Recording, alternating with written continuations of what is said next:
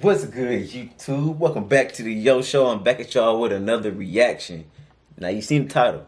Today, the debate is over with. We reacting to Larry Bird versus LeBron James. I know this is something y'all have highly requested because in my last video that I reacted to Larry Bird, y'all told me that y'all think he is the GOAT and not LeBron James. If you know me, you know LeBron James is going to be my GOAT. He's simply the greatest of all time because he's my generational player. Now, I think he's the greatest of all time in all categories, but that's something I'm going to get into during this video. I'm going to explain why during this video. If you're new to this channel, do yourself a favor, subscribe, turn on post notification bell so you know when I post. I post every single day of the week, so if that's something you want to see, subscribe to the channel. Now, this video gonna be a late video. This is gonna be posted like whenever it get posted, but it's gonna get posted tonight. So appreciate y'all for being here, and make sure you watch all the way to the end of the video to get the full gist of what I'm feeling. You feel me? You gotta feel what I'm feeling for you to before you can judge how I'm feeling.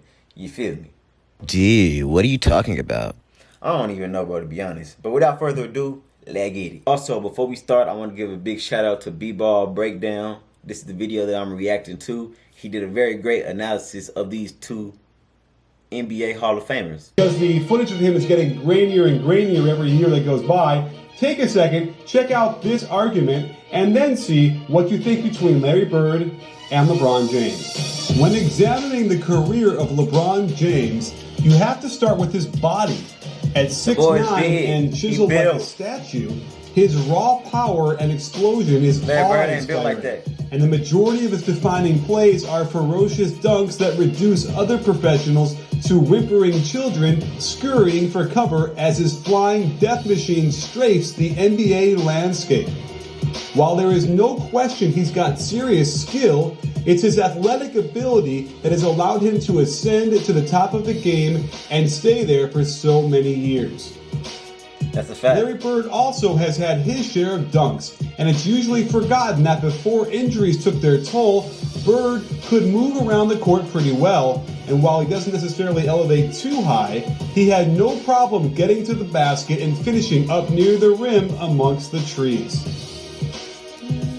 Let's start out by looking at their passing. Both have extraordinary numbers the forward position.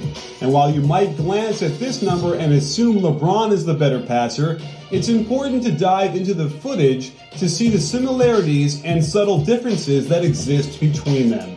Both have a flair for the entertaining pass, looking for ways to quickly... Look at that pass, bro. Look at that pass.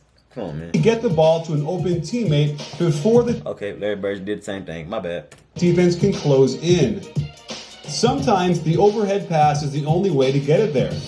And Bird was unparalleled at creative ways to deliver that ball from over his head. Don't get me wrong. And neither player was worried about getting down on the floor after loose balls, always with their heads up to get the ball to a streaking teammate. A great way to measure basketball IQ and incredible court vision is the use of the touch pass, indicating you are 2 steps ahead of the play and see things that mere mortals do not. However, Bird seemed to take this to a different level, almost as if he was 1 or 2 steps ahead of the play, and also with a total lack of inhibition, willing to risk throwing these passes at any time, providing Celtics fans with a lot of oohs and ahs on a nightly basis. And even on the defensive side, he had the IQ to not only see where the pass is going, but to get it right to a teammate immediately. From the post, they both had a flair for finding openings in unconventional ways, but Bird gets the edge here for sheer volume of post-ups, something he got the opportunity to do much more often in the low post-heavy 80s. Both LeBron and Larry could thread the needle better than just about anybody else in the league, with a brilliant mixture of both touch, accuracy, and power. And LeBron... Nobody's throwing the ball as powerful as LeBron threw the ball. I'm sorry. So LeBron, he can throw a ball full court. He can throw it like it's a football. You know, ball... Let's pause before this whole conversation. I'm talking about a lot of balls in this right here. In this... Pause before I start this. But the balls that LeBron plays with, they're inflated. There's a lot of air in the balls, you know, so the gravity don't carry the ball like a football would. So it's hard to throw a basketball like you know what I'm talking about. But he throws those balls pretty fast. You gotta be strong. Okay, I'm tired of talking about balls. But yeah, I think his passes is way better than Larry Bird's. Not saying Larry Bird was a bad passer at all. He's actually a very great passer. But I think LeBron's was better. LeBron's immense strength allowed him to make long, down-court passes right on the numbers, be it an overhead bounce pass from 35 feet or even 60 feet, or a full-court baseball pass right in the hands. And Bird maximized his athletic ability by being ahead of the play and possessing the most accurate baseball pass of all time. LeBron definitely had a sense of entertainment when he could dazzle the audience with no-look passes, Come on, Kyrie. or flying behind the back dimes for kids down low, or wrap around lasers to get you out of your seat. Bird didn't have that kind of athletic ability, but he'd scrap for the loose balls and still had the presence of mind to find a pass to a teammate who could score, all while on his back. Any deficit he had as an athlete, he more than made up for in heart, desire, and smarts. Speaking of heart, one of the reasons Larry Bird's career was marred with injury was his uncompromising will to go after loose balls. I'm sure he wouldn't have had it any other way, but these spills, while inspiring, also... See, like, look at that. Look at this, bro. That was completely unnecessary. Like, I understand what you're trying to do. You're trying to show... One of the reasons Larry Bird's career was marred with injury was his uncompromising will to go after loose balls. But that's a little too much, I'm sure he wouldn't have had it any other way, but these spills, while inspiring... Now, listen, here's another reason why I would say LeBron is better than Larry Bird. Now... I pride LeBron on his longevity of being in the league. I don't pride him because maybe you think that Jordan is better than him in his prime. Yeah, I believe that when Jordan was in his prime, he was better than LeBron James in their prime, you feel me? But LeBron's been in his prime for his whole career.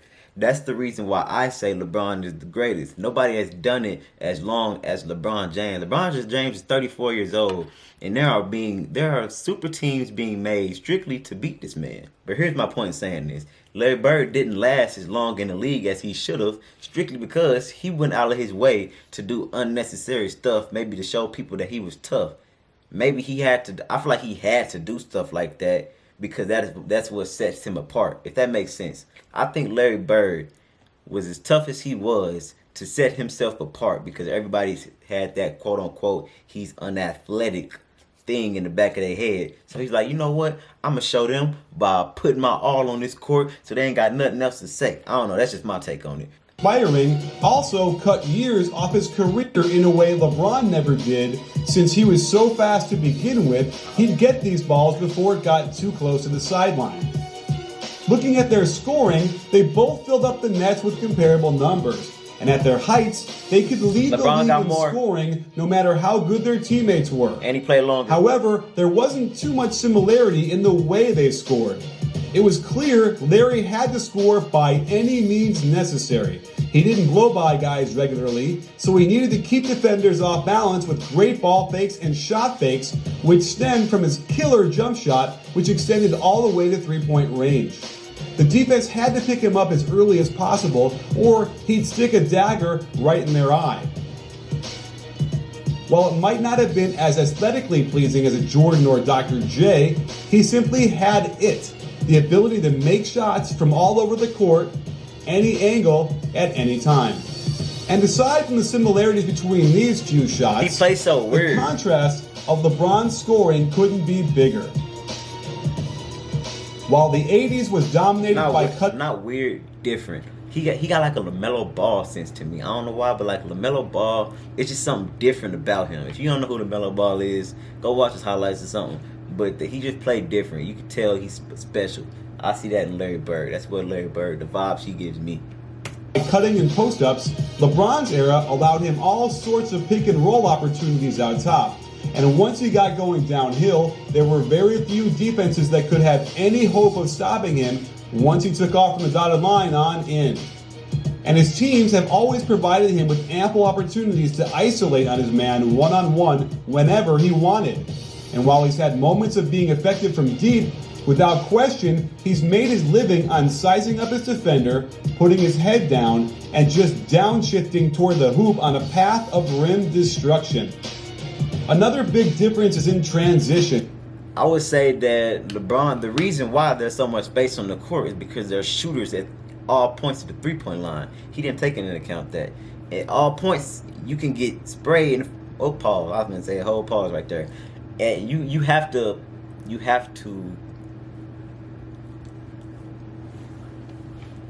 Now something this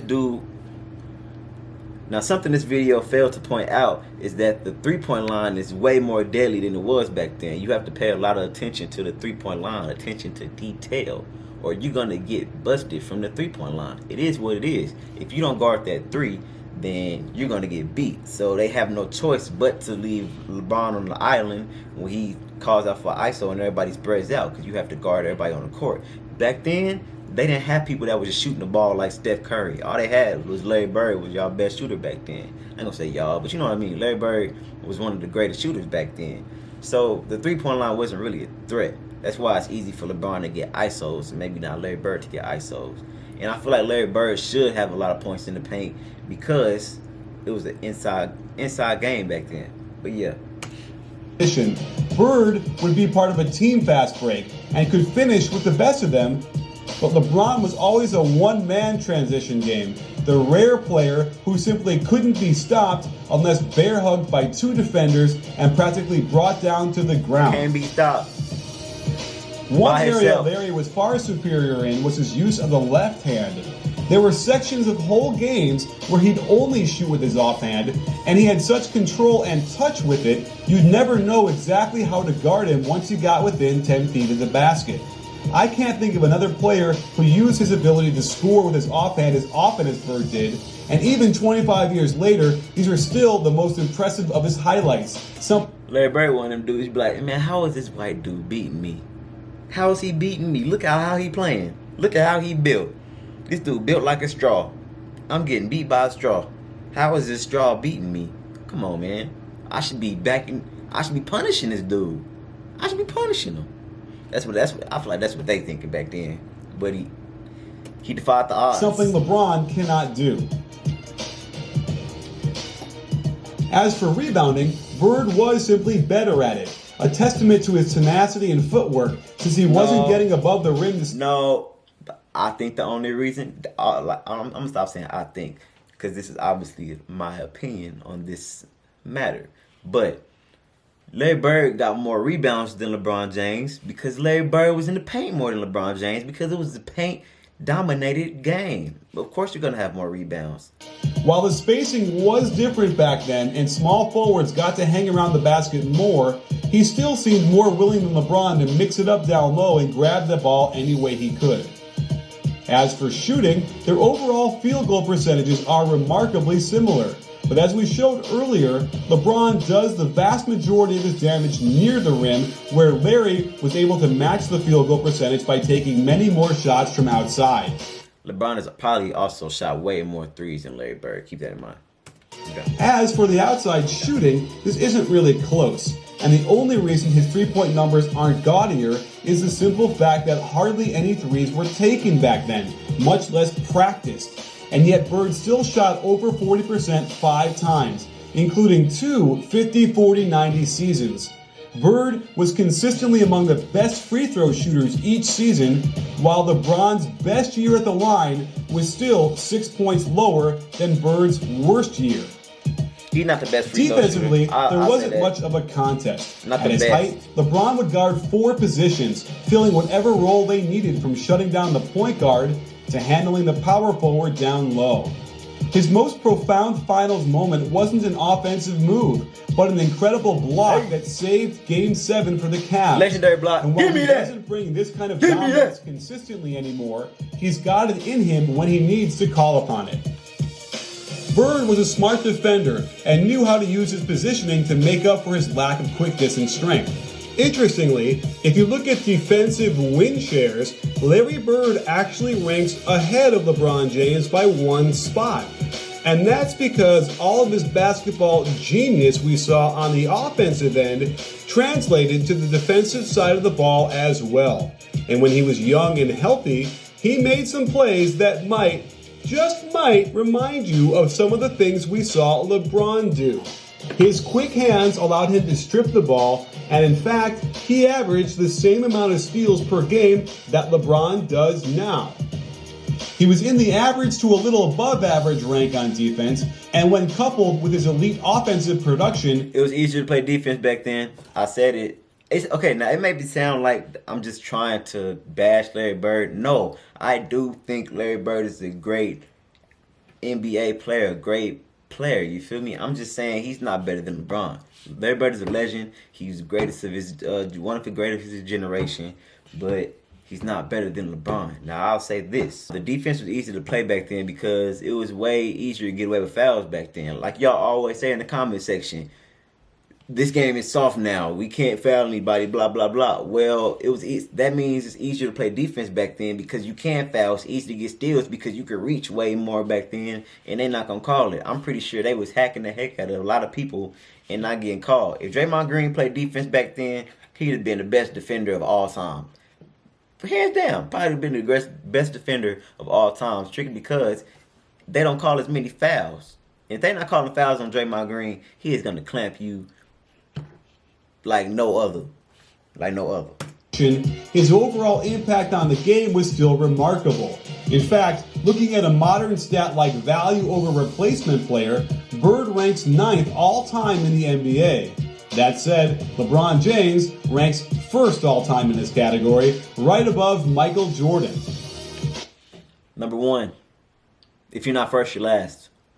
If you're not first, you're last. Do you have the clutch gene to nail the shot?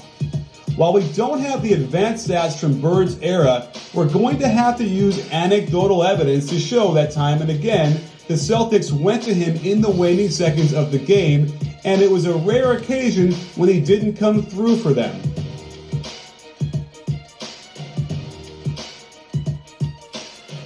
LeBron makes the smart decision. At the very least, there was never ever a time when Bird was afraid to shoot the ball in those pressure situations. He would inevitably find some way to get open. Remember, they would hardly ever run a straight isolation out top and have him create off the dribble. Bird would flash open, find some sort of sliver of daylight, and get the jumper off. Again, these were moments when going to the basket wasn't preferable because the referees would definitely let the players decide these games. Foul calls were hard to come by. So it made more sense to do your best to get off a clean look from the outside. And Larry Bird was as good as anyone in this era with his knack for being in the right place at the right time, dropping in shots from all angles and degree of difficulty. LeBron's clutchiness is a bit more complicated. Of course, he spent the first 7 years of his career on some pretty bad teams where he was forced to do it all. And he did have moments where he came through for him. He was also criticized at times for not taking the game-winning shot, even though I will defend him on some of these for making the right basketball play, something he's always been focused on doing to his credit. However, there have been a few times where he hasn't been the man down the stretch, and it has opened him up to quite a bit of criticism for not being that clutch player. Mark Stein wrote an article on ESPN.com about this, and with the help of advanced analytics and play-by-play data, we can quantify how LeBron has shot when attempting a tying or go-ahead shot in the final 5 seconds of the fourth quarter or overtime. As of March 1st of this year, he was a very mortal 5 for 47, or 10.6% over the past 10 seasons, whereas the league average on these shots is 22.7%. Of course, his finals performance over the last 3 games this year did a lot to silence any critics on this matter, as he was the catalyst for an event that had never been done in the finals before. 3-1. Coming back from a 3-1 deficit. 3-1. And leading both. Larry Bird ain't doing that. I'm sorry. He's not coming back from a 3-1 league against the Warriors. The Warriors, one of the greatest teams of all time, the greatest team of all time when they had Kevin Durant. I don't care what nobody say. That was the greatest team of all time over the Jordan team. I know they had Scottie Pippen, Dennis Rodman, LeBron. LeBron James, Michael Jordan, all of them great players, but it's not messing with the Splash Bros plus KD. Both teams in points, rebounds, assists, steals, and blocks. They each have 3 titles, and Bird was Finals MVP twice, while LeBron won it 3 times. So in the end, can we even make a fair comparison of 2 players from completely different eras? While Bird was doing the mullet, LeBron was doing the headband. And basketball isn't always about who's the strongest and fastest and highest jumper. Before his body began to break down, Bird wasn't as bad an athlete as he's made out to be. And we can't blame him for getting injured. LeBron has benefited from the miracles of modern science. It's been remarkable how long he's played without serious injury. If you want to weigh the volume of production as a deciding factor, then there's no question that LeBron James is better than Larry Bird. But if you want to look at sheer ability to make plays while at the height of their careers, then I'm not so sure it's that clear cut. Larry definitely had more skill, while LeBron brought more physical gifts. At the very least, it's a question you have to ponder long and hard with before making your decision. Not me. I know who it is. But yeah, man, that was the end of this reaction. I hope you liked it. If you did, you know what to do. Go down in the comment section. Let me know what you want to see next. If you want more reactions like this, let your boy know, and I'll make sure to get them out for you. If you think Larry Bird is better than LeBron James, leave a like on this video and comment down in the comment section why you think he's better. Let me know. I want to talk. I want to talk to you. Let's just have a little talk in the conversation. Comments. But yeah, man, we're finna get on to this next reaction. So if that's something you want to see, subscribe, turn on the post notification bell so you know when I post it. But without further ado, we out.